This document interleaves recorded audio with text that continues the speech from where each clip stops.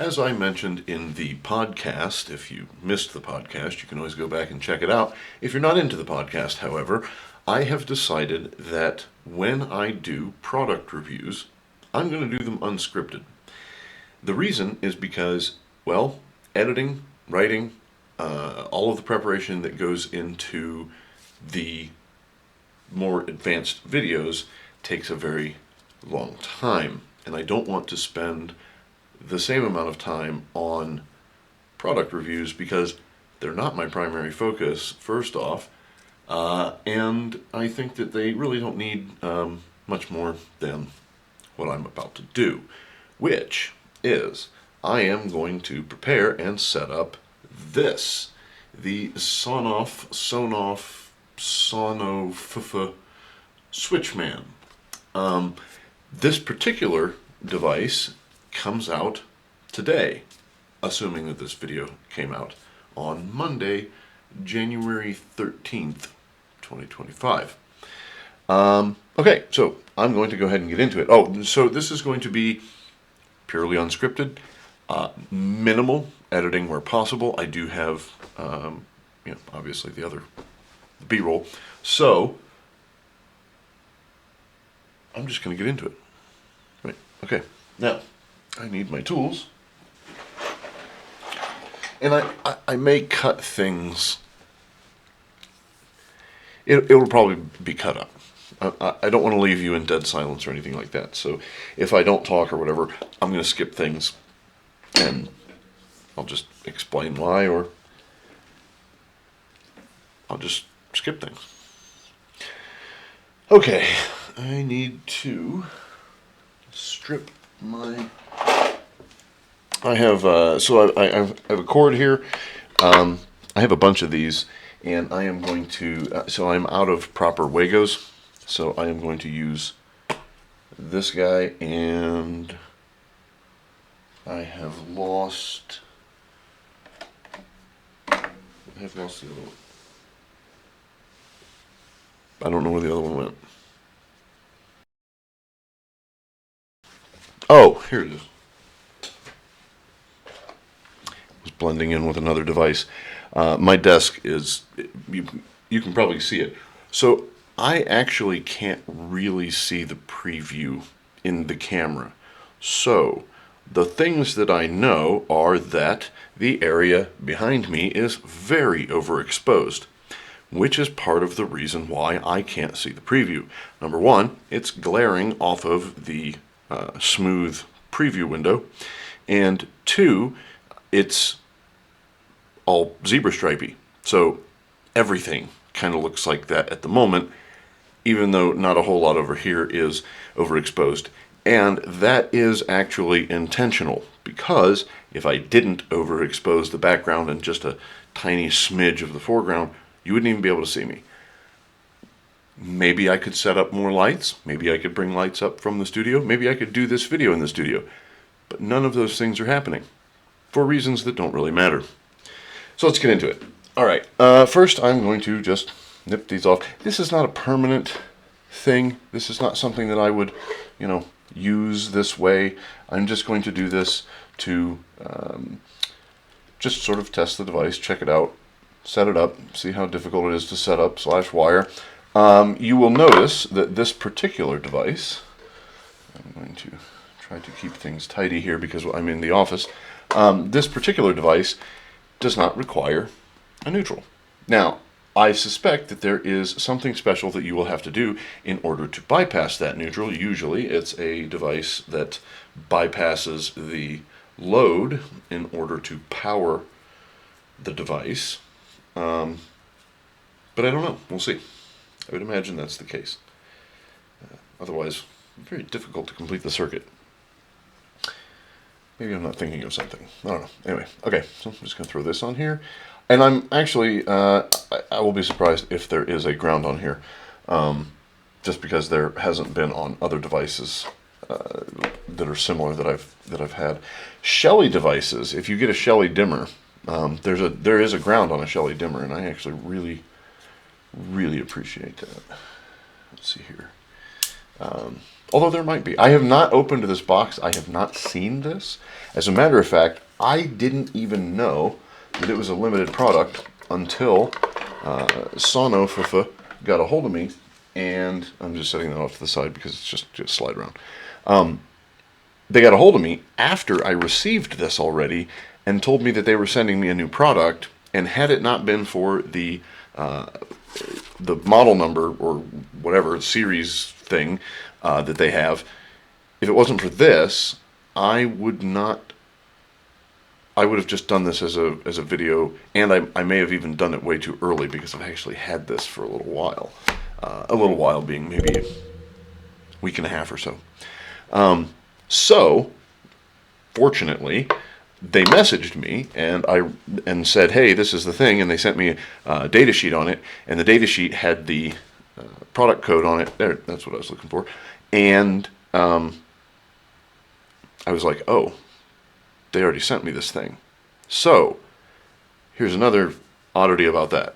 Along with that message, they also sent me a tracking number. So I might be getting a second one of these.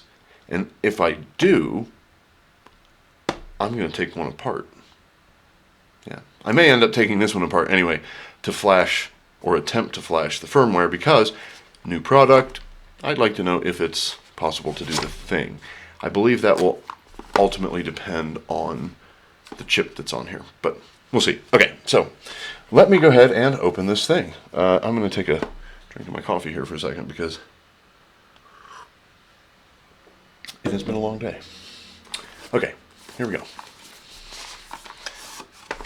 I do like this. Orange is my wife's favorite color, so as stupid as it is, I tend to keep the Sonoff orange boxes and put them on a shelf in the studio, because the other thing about Sonoff packages that I do love is, number one, the simplicity and styling. Now, there's actually a little bit more going on this one than normally.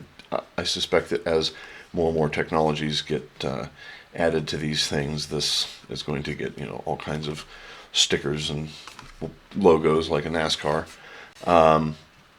But I like the little detail in making this shiny.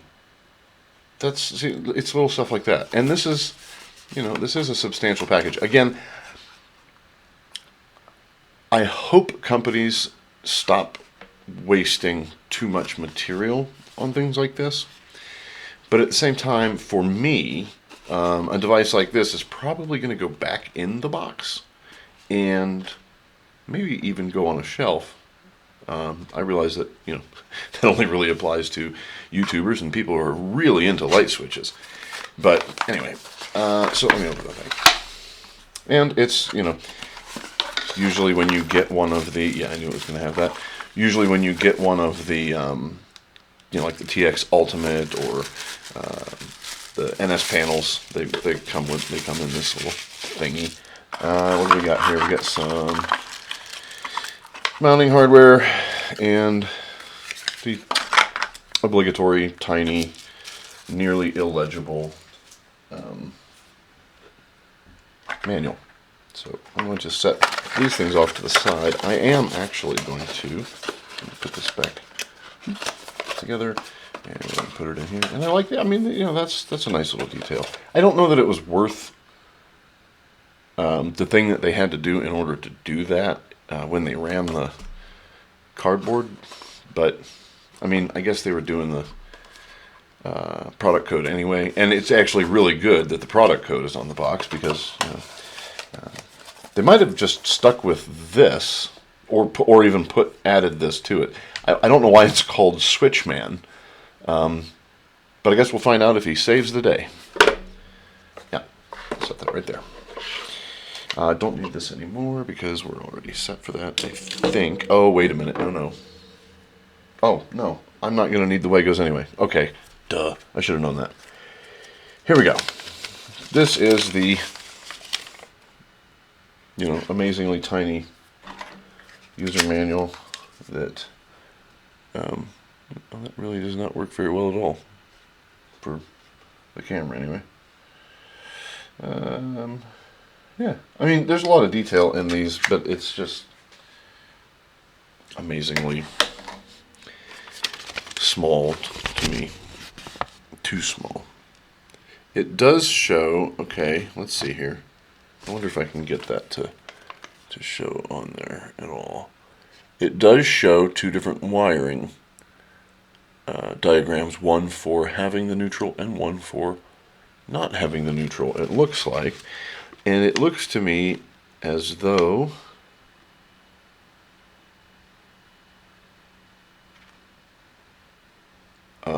okay. Yeah.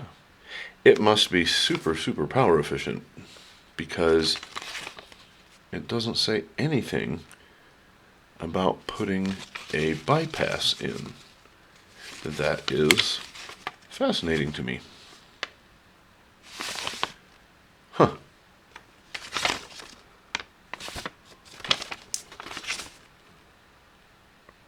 That is very fascinating to me. Okay. And this is also one of the ones they've started doing. I mean, they started doing this a while ago, but I started getting the devices that, I started getting the devices that have this more recently, and that's the QR code that you can just scan and set it up in the EWeLink app. So, speaking of that, I am going to attempt at some point, not sure if in this video or not, pretty sure in this video, but anyway, I am going to attempt to take this apart and flash it, since it has the same back as the others. When I say that, what I mean is this housing, and I'm certain that a good number of the components inside, including but not limited to the chip, the system on chip, are probably the same. And probably the same as the plug, I would imagine. Anyway, so the first thing that I'm going to do is wire this up. Okay, and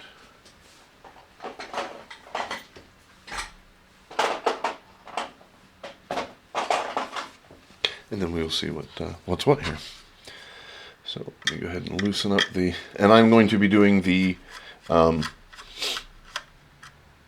neutral wiring because I don't have a load on here in order to make it possible for that to power itself. So, which I'm assuming, unless I am definitely missing something, which I don't think I am. So I'm going to get this, and there's no ground, so I'm just going to leave that off of there. I'm going to take these out of here. And normally when I do something like this, if you were using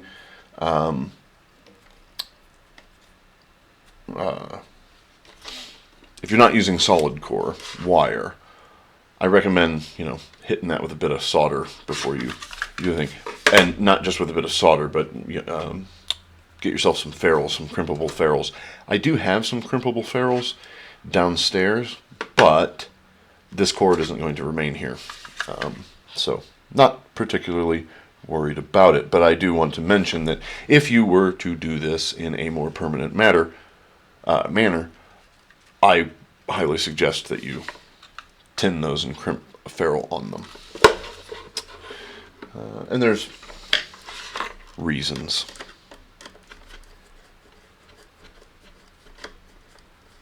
I mean, and plus aesthetically, it's sort of the, oops, I'm not even paying attention to where my hands are. I've already begun to not be good at this video type. Oops. Alright. I should have boiled water and thrown this cord in there before I did this video, because it's fighting me hard. For those of you who don't know, if you want to get the shape of a cord to stop being the shape that it was in the packaging or roll or whatever, just get yourself, a bucket of hot water, preferably boil it and then put it in, and then just soak the cord in it for a few minutes, and then when you pull it out, You want to let it cool, you want to dry it off, but you also want to pull it straight a little bit as you're doing that. So what I usually do is, I usually just, maybe hold it for about a second or two with a towel, and then I start to kind of pull it out with the towel there and drying, and the drying keeps me from burning one hand, and if it's too hot. They usually cool pretty quick. It also depends on the thickness of the wire, of course, but this is a perfectly fine thing to do, because they should be able to withstand much higher temperatures than what you are applying to them, and the water will not hurt the insulator.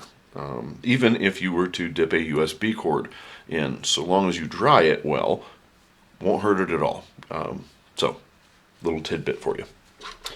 Now, neutral. So, I should probably explain, even though most of my viewers may know, especially if you've seen any of my other videos, black is hot and white is neutral here in the US of A. Overseas, I believe it's blue is neutral and red is hot. Maybe that's wrong. I feel like, you know what? I'd have to look it up, admittedly. I don't do a whole lot of electrical work in Europe, so don't do a whole lot of electrical work in America. Okay. And as usual, you can pop that little thing off. I have a handy dandy, which I've mentioned this before in the on the channel. I love this precision screwdriver set that I found on Amazon for absolutely peanuts. I really thought it was going to be crap, especially when I saw the case. But honestly, this thing has served me super, super well. And I've added a few little, like a reset tool and some extra little things for prying and a little spacer there. Just because. But one of the things that I really love about it is, what side is that? Okay, well, it's going to prove me wrong now. But it allows you to pry without, damaging a lot of times. I mean, unless the prying itself does the damaging, in which case, well, you're kind of, come on, get in there. Okay, you know what? I am just going to do this because I know where it clips. Or not. Wow, this thing is super tight. They're not usually this tight. So I guess I am going to have to resist. Here I am trying to give advice, and it's bad advice. Awesome. So disregard that about the prying. Not about the quality of that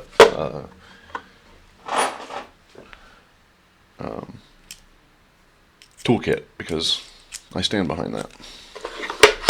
Okay. Go ahead and pop the... Man. Okay, wow. This thing is really super obstinate.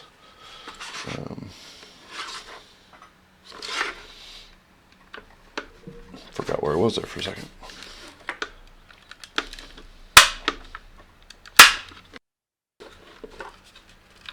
Jeez.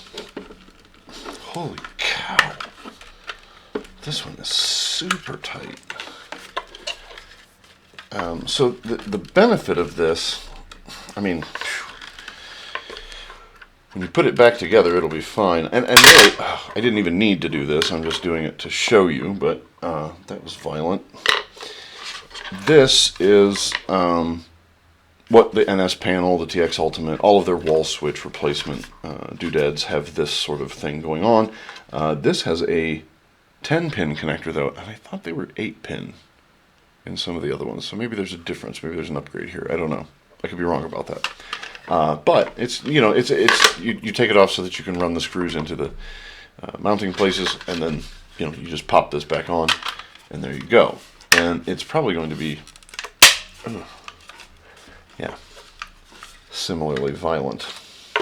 Now, I suspect when I plug this in, it is not going to do much. Although it should have a light somewhere, I would think. It's going to fall. All right. One moment.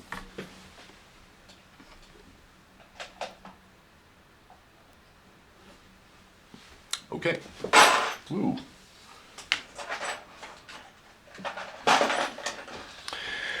we have power. So we should be able to do this thing. Oh, the other thing that I was going to mention, other than just flashing the device, before I even do that, I have another thing that I want to try to do. I think you have to register it with the EWeLink app first. That would only make sense for what I'm about to tell you. There is a Python EWeLink API library that somebody has built, and I am going to test it. I would like to see if that works. Because if that works, I'll have some other interesting ideas. Okay, here we are in the EWeLink app. I'm not going to attempt to make that visible on the thing. I just want to look and see. Yeah, okay, so we do. We have little indicator lights here. I could have put this in a... I should have put this in a utility box. Add. Oh wait, let's do the scan. We can do the scan, right? So we're going to scan. And... yeah. Invalid. Well, it is, so that's okay. It is a new product. So maybe it's just not... yeah, okay, so I'm going to have to add device this way. Sure, I will add it to that network, which, by the way, is now my lab network, so I'm not worried about you seeing the password. Next. Oh, wait. How's it going to know? It's not on the Wi-Fi. Oh, because it's hooking up to it Bluetooth and then gives it the Wi-Fi that you put in there. Okay, there we go. Had to put it back in pairing mode. So to put it back in pairing mode, if it times out of pairing mode, press and hold the button. And I think you can do it to either button.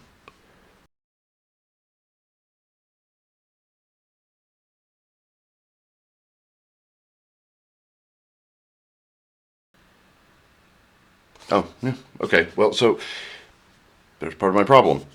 It is ZigBee only. So let's try this from a different, yes, confirm. Different angle here. All right, so I am going to go to my NSPanel. That is not the NSPanel I wanted. This is the NSPanel I wanted, but it thinks it's not online. And it is. Matter of fact, it's downstairs. So I might have to go get that and try to connect this to that. I am going to now go and get the NSPanel Pro and try to pair the device to it. So, one moment.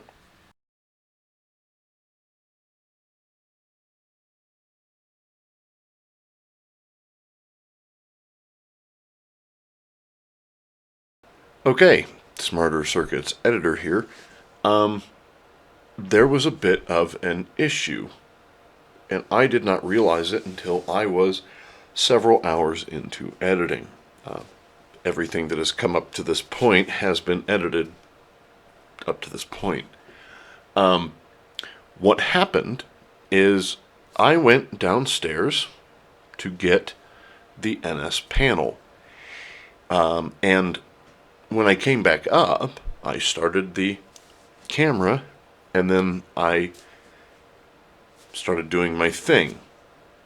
But I did not start OBS, which is what is taking this footage, and also apparently my audio.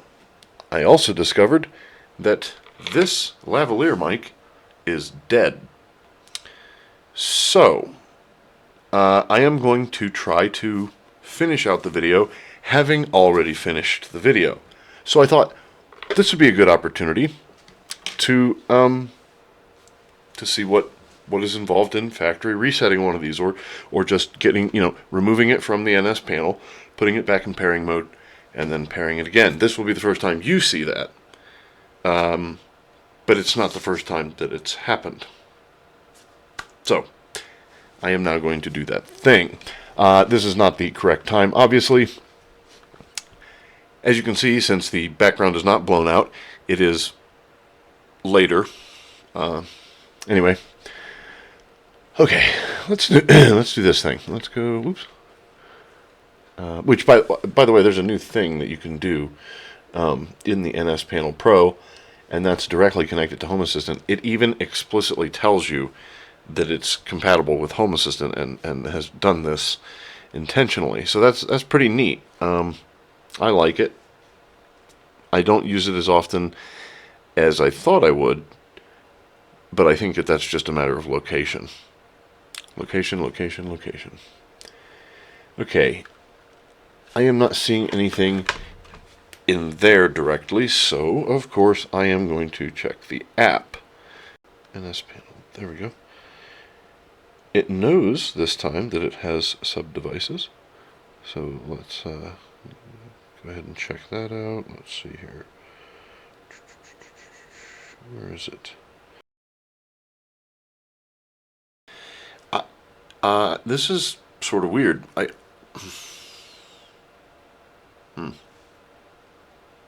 I can't seem to remove the device. So let's see what happens when I turn on the device. So it becomes available, I know that. So maybe I can hit the... Nope. That's just a symbol apparently. Pressing and holding. Doesn't seem to do anything. Okay, well, let's reset the switch, see if that does anything. Which you can do. I'm gonna use the other button that I didn't use earlier.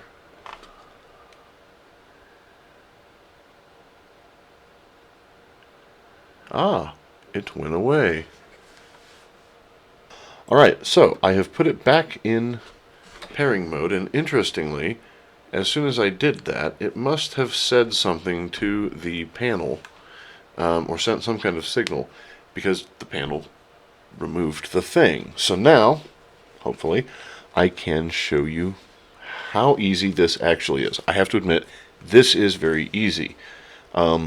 There's a quirk with the app that I'll show you in a moment, but if I just go in here, and I have to show you here because I can't screen cap this, and the focus is absolutely horrendous. Okay, I think that's good enough. So I'm just going to do, I'm just going to kind of do my best here to have it at an angle that actually makes it stay in focus. Okay, so here we are. This is still in pairing mode. If it's not in pairing mode, or you let it time out, press the button for several seconds, and then it'll start blinking that way. And you can then go into here and hit start pairing.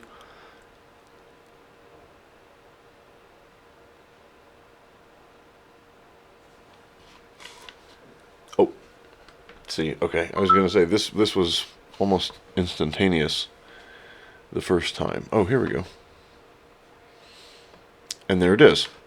Now, there's a bit of a hiccup with this. If you do that, it turns both of them on. I have not been able to figure out how to have the individual circuits on the NSPanel. So that's a little bit of a quirk. I think may be worked out as this product develops a little bit further. This is coming out today, so let's see. Now the app. In the app, I can, however, once it's figured it out, I can go into the same device through the app, and I can control each individual channel.